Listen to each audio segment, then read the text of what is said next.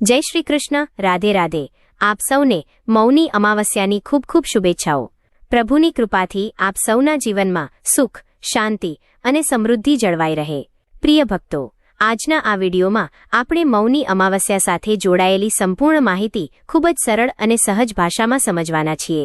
આ તિથિ શું છે, તેનું વાસ્તવિક મહત્વ શું છે, આ દિવસે કયા કર્મો જીવનને સાચી દિશામાં લઈ જાય છે અને કઈ વાતોથી બચવું જોઈએ, પિતૃઓને પ્રસન્ન કરવા માટે કયો ઉપાય કરવો જોઈએ, આ દિવસે કઈ રીતે પૂજા કરવી જોઈએ, આપણે શું શું દાન કરવું જોઈએ, આ બધું આજે આપણે વિગતવાર જાણીશું। પ્રિય ભક્તો, અત્યારે મૌની અમાવસ્યાને લઈને લોકોના મનમાં ઘણી મૂંઝવણ છે। ઘણા લોકો ગૂગલ પર વારંવાર પૂછી રહ્યા છે કે મૌની અમાવસ્યા 18 જાન્યુઆરીએ છે કે 19 જાન્યુઆરીએ। કોઈ કંઈક કહી રહ્યું છે તો કોઈ કંઈક બીજું બતાવી રહ્યું છે।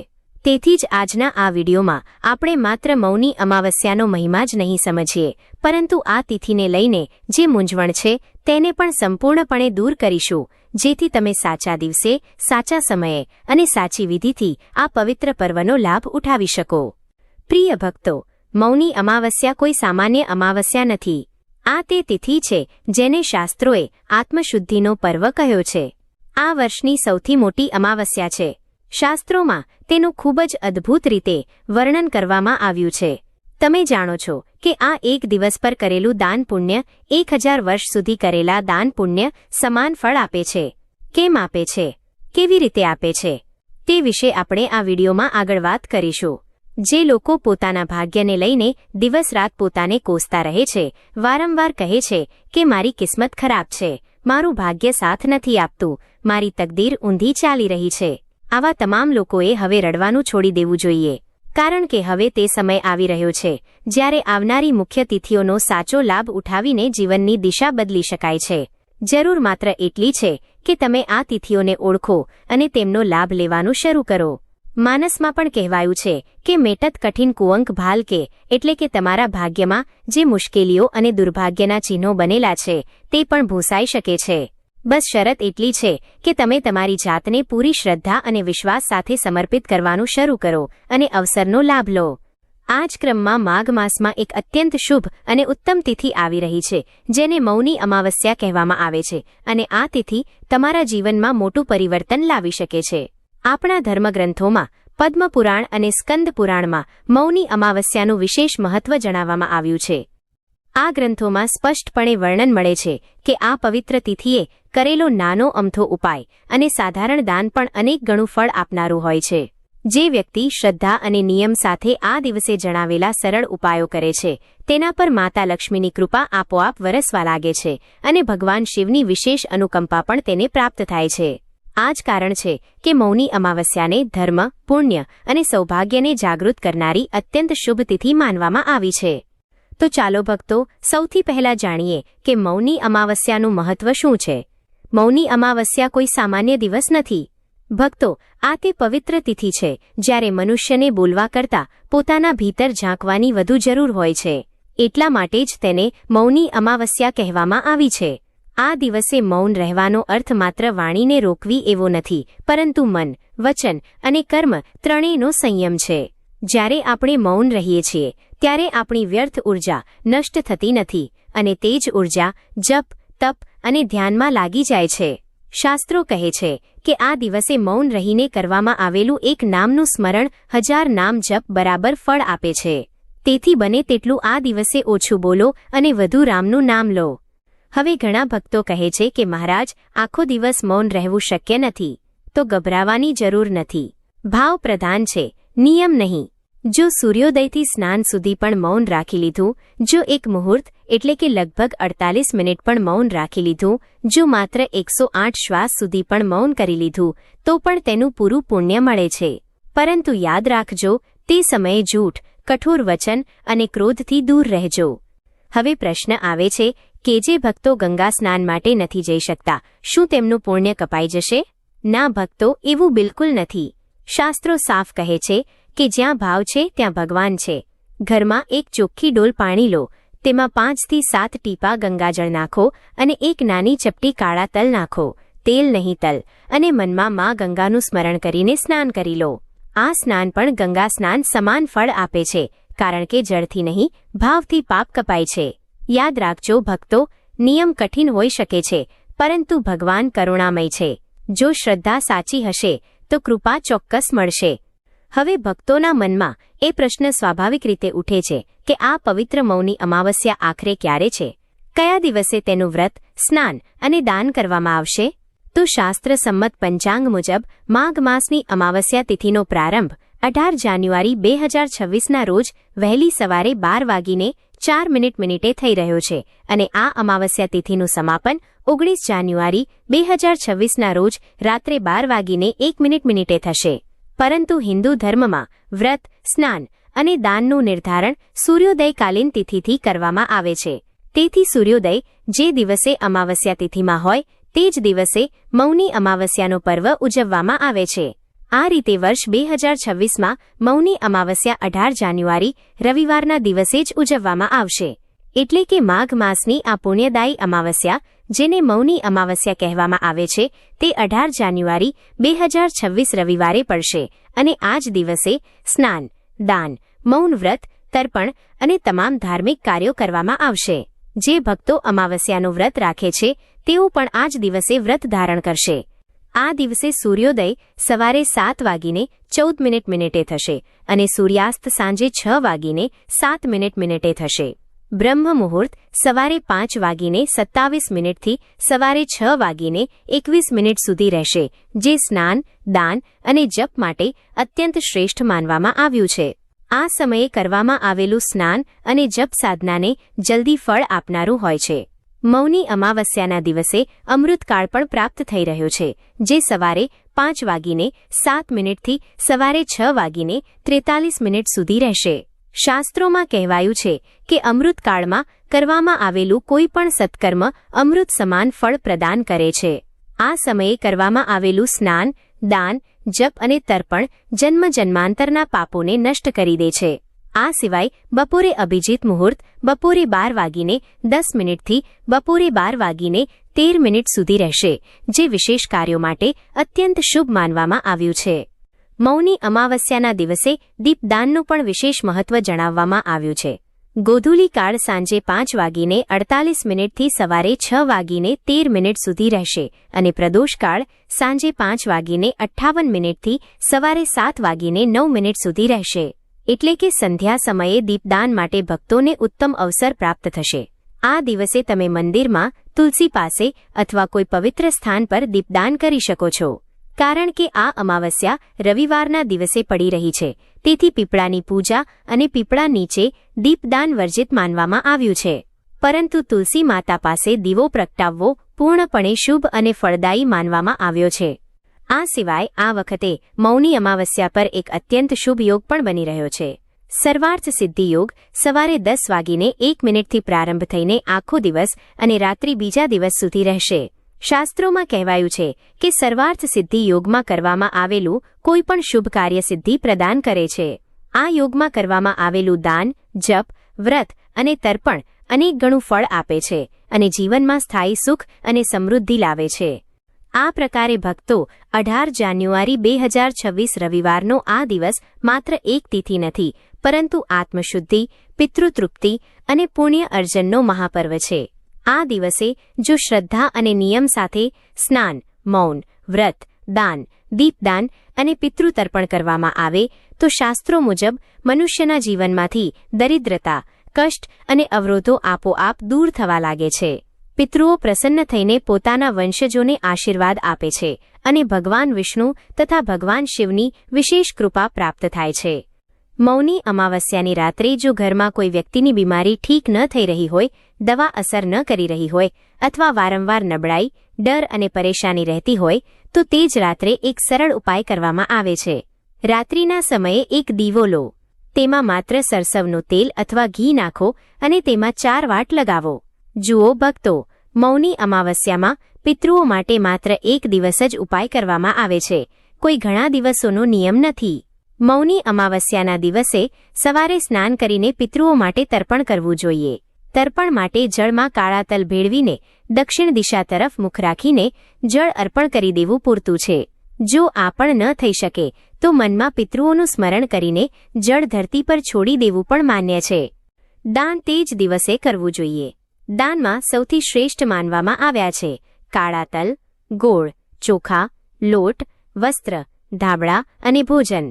જો કંઈ પણ શક્ય ન હોય તો એક મુઠ્ઠી અન્ન કે થોડો ગોળ પણ આપી દેવામાં આવે તો પિતૃઓ પ્રસન્ન થઈ જાય છે. બસ આટલું જ કરવું કાફી છે, તેનાથી વધુ કંઈ નહીં. એક દિવસ ઉપાય, એક દિવસ દાન ભાવ સાચો હશે તો પિતૃઓની કૃપા જરૂર મળશે. મૌની અમાવસ્યાનો દિવસ ખૂબ જ સંયમ અને સાવધાનીનો દિવસ છે.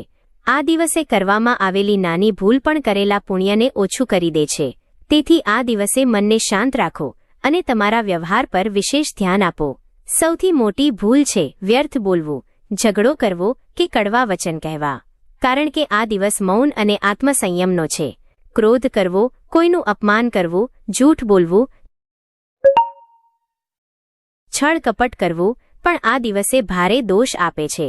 માંસ, મદિરા, તમાકુ અને કોઈપણ પ્રકારના નશાનું સેવન આ પવિત્ર તિથિની પવિત્રતાને નષ્ટ કરી દે છે. સૂર્યોદય પછી મોડે સુધી સૂઈ રહેવું, સ્નાન ધ્યાનને ટાળવું અને આળસમાં દિવસ કાઢી નાખવો એ પણ મોટી ભૂલ માનવામાં આવે છે. પિતૃઓને ભૂલી જવા, તર્પણ, દાન અને સ્મરણ ન કરવું આ દિવસે વિશેષ રૂપે નુકસાન આપે છે. કોઈ ભૂખ્યા, ગરીબ કે પશુ પક્ષીને તુચ્છ સમજવા કે દયા ન બતાવવી એ પણ પુણ્યનાશનું કારણ બને છે. અને સૌથી જરૂરી વાત, આ દિવસે દેખાડો, અહંકાર, દ્વેષ અને ઈર્ષ્યા મનમાં રાખીને કરવામાં આવેલા તમામ ધાર્મિક કર્મો નિષ્ફળ જાય છે. તેથી મૌની અમાવસ્યાના દિવસે ઓછું બોલો, સરળ રહો, દયાળુ બનો અને મનથી ભગવાનનું સ્મરણ કરો. આ જ આ દિવસનો સાચો ધર્મ છે. 4 વાટમાંથી 2 વાટ એક સાથે રાખો અને 2 અલગ અલગ રહેવા દો. દીવો પ્રગટાવ્યા પછી તેને બીમાર વ્યક્તિની પથારીની આસપાસ 3 વાર ધીરે ધીરે ફેરવો. ફેરવતી વખતે મન શાંત રાખો અને હનુમાનજીને પ્રાર્થના કરો કે હે પ્રભુ, અમને આ કષ્ટમાંથી ઉગારો. તે જ સમયે સ્પષ્ટ અવાજમાં 3 વાર આ પંક્તિ બોલવાની છે: કવન સો કાજ કઠિન જગ માહી, જો નહીં હોય તાત તુમ પાહી. આ પંક્તિ 3 વાર બોલ્યા પછી દીવાને અંતિમ વાર પથારીની આસપાસ ફેરવી દો અને પછી તે દીવાને ઘરની બહાર કોઈ 4 રસ્તા પર મૂકી આવો. માન્યતા છે કે બીમારી અને નકારાત્મક પ્રભાવ તેની સાથે જ ઘરની બહાર ચાલ્યા જાય છે.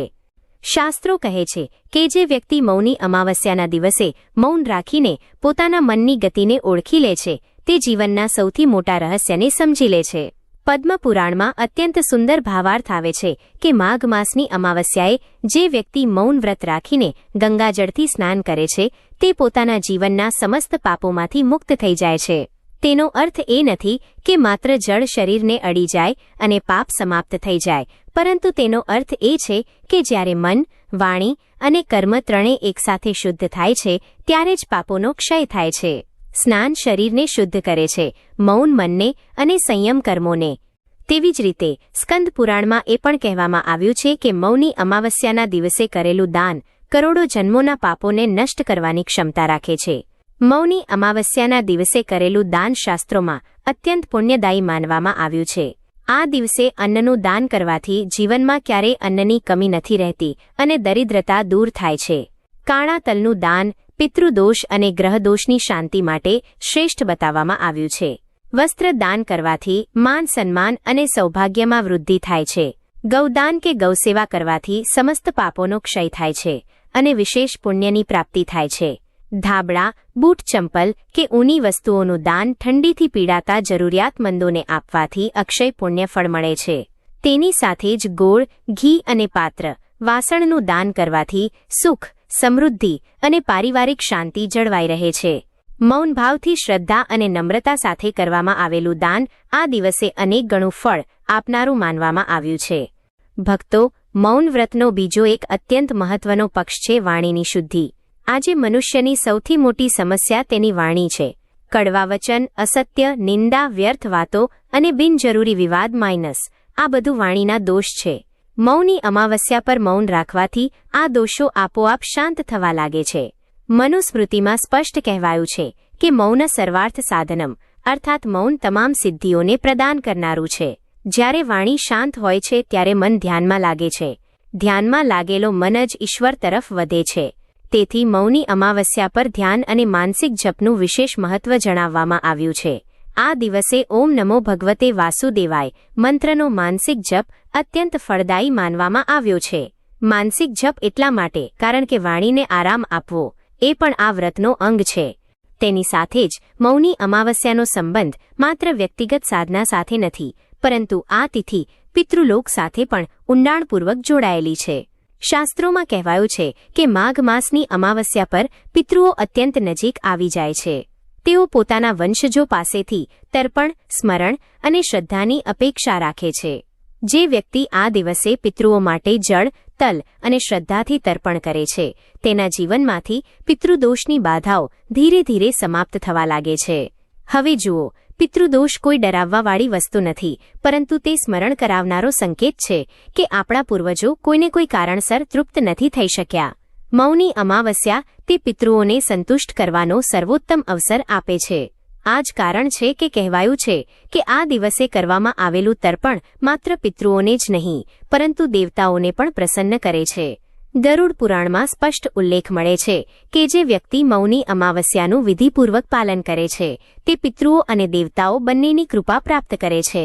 મૌની અમાવસ્યાના દિવસે ભોજનનો ઉદ્દેશ્ય માત્ર શરીર પાળવાનો નથી, પરંતુ મન અને આત્માને શુદ્ધ કરવાનો હોય છે. તેથી આ દિવસે જેટલો સરળ અને સાત્વિક આહાર રાખવામાં આવે તેટલો શ્રેષ્ઠ માનવામાં આવ્યો છે.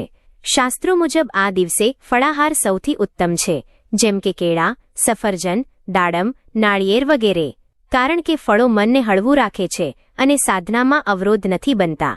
દૂધ, દહીં, છાશ, થોડું ઘી તથા મખાણા કે સાબુદાણાની બનેલી હળવી ખીર પણ શ્રદ્ધા અને સંયમ સાથે ગ્રહણ કરી શકાય છે. સિંધવ મીઠાથી બનેલું સાધારણ ભોજન, બાફેલા બટાકા, શક્કરિયા કે કંદમૂળ સ્વીકાર્ય માનવામાં આવ્યા છે, પરંતુ ભોજન સીમિત માત્રામાં અને મૌન ભાવે કરવું જોઈએ. આ દિવસે અન્નનું સેવન વર્જિત બતાવવામાં આવ્યું છે. તેથી ઘઉં, ચોખા, રોટલી, ખીચડી અને દાળ ન ખાવી જોઈએ. ડુંગળી, લસણ, મસાલેદાર, તળેલું અને ભારે ભોજનથી દૂર રહેવું આવશ્યક છે, કારણ કે તે મનને અશાંત અને સાધનાને નિષ્ફળ કરે છે. માંસ, મદિરા અને કોઈપણ પ્રકારનું તામસિક ભોજન આ દિવસે પૂર્ણપણે ત્યાજ્ય માનવામાં આવ્યું છે. બહારનું બનેલું ભોજન પણ વર્જિત છે, પછી ભલે તે વ્રતનું જ કેમ ન હોય. મૌની અમાવસ્યા પર ઓછું ખાવું, શુદ્ધ ખાવું અને મૌનમાં ખાવું એ જ વાસ્તવિક વ્રત અને સાચી સાધના માનવામાં આવી છે. પરંતુ જો તમે વ્રત રાખવા માટે અસમર્થ હોવ અથવા જો તમે બીમાર હોવ, તો તમે સિંધવ મીઠામાં બનેલું લસણ, ડુંગળી વગરનું ભોજન લઈ શકો છો. પ્રિય ભક્તો, કોઈ પણ વ્રત કે તિથિ પાછળ એક પૌરાણિક કથા છુપાયેલી હોય છે, જે આપણને તે દિવસનું મહત્વ સમજાવે છે. મૌની અમાવસ્યા વિશે પણ શાસ્ત્રોમાં એક અત્યંત સુંદર કથાનું વર્ણન છે. પૌરાણિક માન્યતા અનુસાર જ્યારે દેવો અને અસુરો વચ્ચે સમુદ્ર મંથન થયું હતું, ત્યારે તેમાંથી અમૃત કુંભ નીકળ્યો હતો. આ અમૃત કુંભ માટે જ્યારે ખેંચતાણ થઈ રહી હતી, ત્યારે અમૃતના થોડા ટીપા પૃથ્વી પરના 4 પવિત્ર સ્થળોએ પડ્યા હતા: પ્રયાગ, અલ્હાબાદ, હરિદ્વાર, ઉજ્જૈન અને નાસિક.